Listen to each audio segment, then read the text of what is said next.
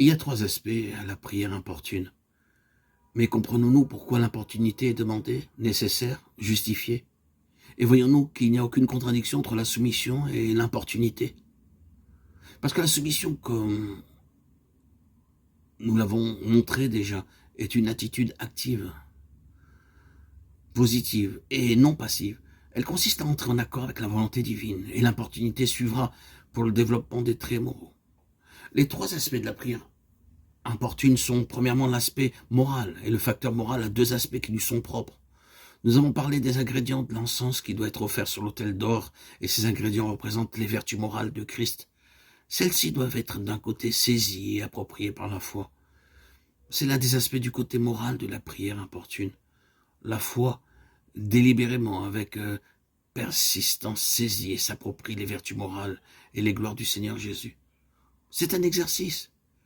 Il représente d'un côté le refus de l'assaut de ces arguments soulevés par notre moi naturel et qui décourage la prière. Lorsque nous entrons en la présence de notre Seigneur, nous devons certainement le faire dans le sens de notre propre indignité, de notre néant, de notre faiblesse. Mais ce n'est pas la base de notre requête. Cela devrait être reconnu.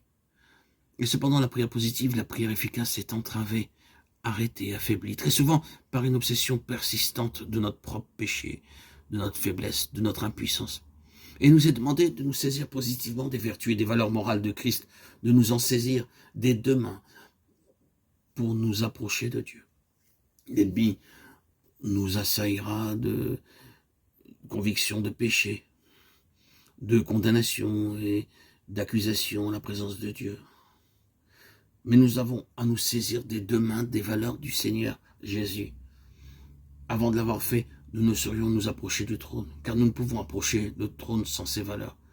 Nous devons opposer un refus délibéré à tous ces assaillements, ces accusations. Nous connaissons certains croyants dont la vie de prière est devenue une chose lointaine, presque impossible, car dès qu'ils se retirent pour la prière, ils éprouvent un tel assaut d'introspection, d'analyse personnelle et de conscience d'eux-mêmes, de tout ce qui est mal en eux, qu'ils ne peuvent jamais arriver à une attitude positive.